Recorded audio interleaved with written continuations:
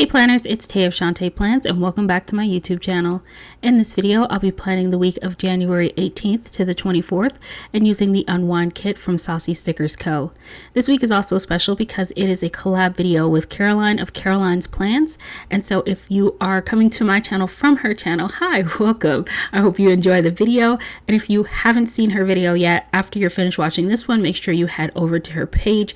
I will have her video linked in the description box so you can go and check it out. So we're both using different kits, but we are doing the Facing Your Fears in the New Year Q&A. That is the theme of this plan with me, which is going to be a lot of fun. So let's go ahead and while I start placing down the base of this spread, let's get into these questions that Caroline created. The first question is, what is your most ambitious or intimidating New Year's resolution or goal? My most ambitious resolution or goal, sad enough to say, just to stay healthy and stay out of the hospital. I have been dealing with health issues and had to go to the hospital for like the last 3 years, and I was doing so good in 2020 because I didn't have to go to the hospital for anything. And then at the end of the year, I broke my ankle, and I was just like, seriously. So much for that. If I could stay out of the hospital this year, that would be the best thing to happen to me in several years. So that's at the top of my list of goals. The second, what changes are you planning to make in 2021, good or bad? That is a very good question. I am planning to make some healthy eating changes. I think particularly towards the end of last year, because at the beginning of last year, I was doing well with eating, but I think everyone, it's at a certain point, quarantine life got to us and we were all just like, forget it. I mean, whatever the heck I want. So I definitely was making some poor food choices. So I'm making a change in that, and then hopefully just other good changes in terms of just, typical resolution stuff, be healthy, work towards my goals. Oh, this is a really tough question. That's a good one. Hopefully the things that I decide to do with my life are good. Next question. I feel like I'm failing at these. Okay. The most embarrassing thing that has ever happened to you that you're willing to share. Oh God. I feel like I constantly embarrass myself, but I think I'm also somebody who embarrasses rather easily. Oh Jesus. Okay. A week ago, first of all, I'm a terrible speller. Let's just put that out there. Terrible. And it's so funny because they always say that like people who read a lot of books, they have really great vocabulary, and they're good spellers because they read a lot. And that is just absolutely not the case for me. Not a factor at all. And so my spelling is terrible. And sometimes, I think with modern technology, because most of the time we're typing things more often than we write, other than when I'm writing in my planner, they have just been reliant on spell check and autocorrect for a lot of things, although autocorrect does me dirty all the time. It just throws words into sentences that I'm like, I never said that. Autocorrect is so disrespectful, but I'm bad at spelling is the point I was trying to make. And last week or the week before, I had written in my planner that I was assembling my, what's that thing called? Garment rack for my office. And I spelled it wrong. And it's one of those things where it genuinely makes me miss the old days of when I first started my YouTube channel. And it was like, oh, I'd be lucky if I got maybe 10 views.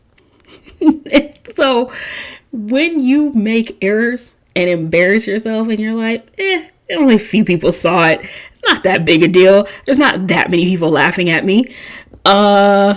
It's a little bit different now because I get more than 10 views. And so now it's just like, oh, well done. You've just totally embarrassed yourself in front of lots of people who just watched your video. And of course, your bestie who made sure to point it out. Thanks, Ray. Love you.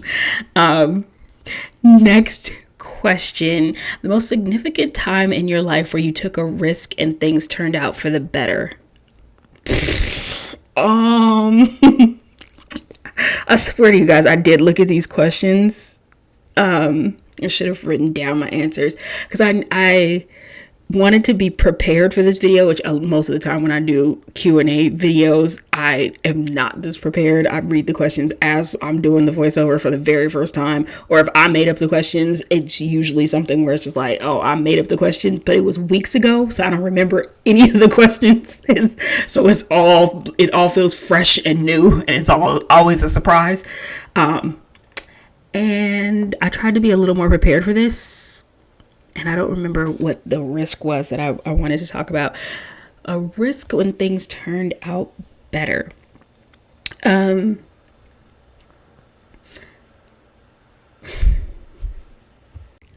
not sure if this counts as a risk, but easily the biggest decision, when I look back at it now, high risk level. And I just wasn't aware at the time. But getting married, I got married very, very young. And to me, and also just statistically, the younger you get married, the higher the odds of getting divorced. And I obviously haven't lived my entire life yet. So, hey, divorce is still looming out there. Let's hope I don't meet it. But getting married as young as I was very risky as I look back on it. And I think the older I've gotten and realizing just how young I was and just being too young to realize you're too young to make this kind of a decision for the rest of your life. Definitely risky, but thank God for the person I did marry, because I couldn't have done this with anybody but Brandon. Oh my God. It's been a risk that turned out so great because of the person that I picked, and because throughout the years we have grown together and allowed each other to change together and approached life as we're gonna do this together. It's never me against him, it's him and me against the world. And that is, in my opinion, the only reason we're still standing. Because I think there's so many different things that come up in life that challenge your relationships. And when you get married really, really young, by the way, how old was I? I was like 22, like a few months shy of my 23rd birthday. So when I got married, not the youngest you can get married, but still very young. Next question. The most significant time. Oh, wait, I just read that one. Wait, no, it's a different question. The most significant time in your life where you took a risk and things turned out for the worst. Oh, great. Okay, so the marriage thing was good. Good risk. Bad risk. Probably a stock investment that did not pan out financially. That's take a look at my stock portfolio and be like, well, that one didn't pan out. So, which thankfully hasn't been all of my investments.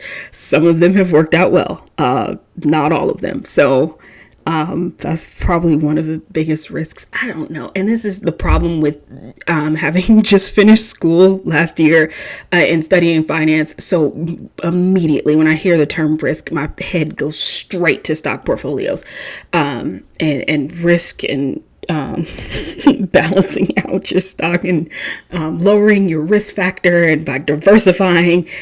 It's literally where my head is with this question. But that feels sufficient. Let's hope that answer works.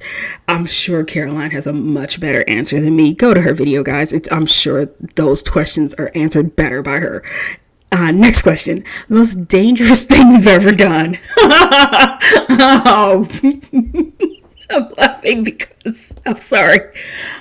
I am, shall we say, not one of those adventurous, try things, cool type of people. And it's really funny, like reading this question. It's like, when have I ever done anything dangerous or interesting? Goodness me. I'm a very cautious person. and not much of a risk taker. Dangerous. I'm trying to think, because like I'm not skydiving, I'm not bungee jumping, like extreme sports type things that could lead to danger, I guess. I don't know. I'm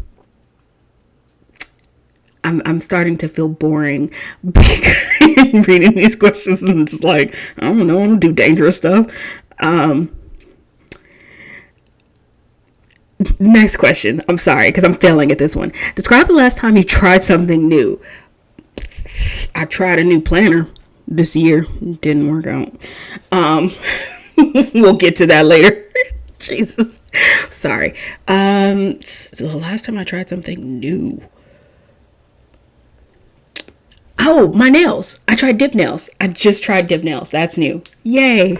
I'm liking it. It's a learning process, and I'm still working out, figuring out how to do this and educating myself on it, but I'm really enjoying it. Yay. What is my biggest fear that I'm willing to share? Spiders. These things terrify me.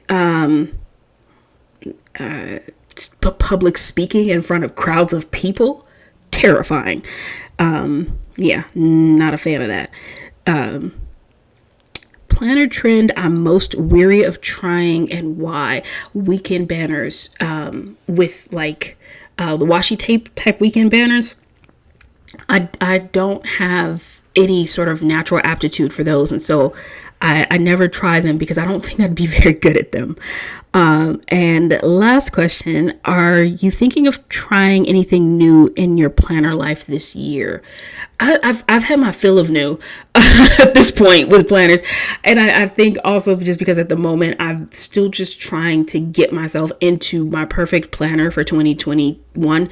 And it's been such a journey after coming out of an Erin Condren, just trying to find a replacement that works for me.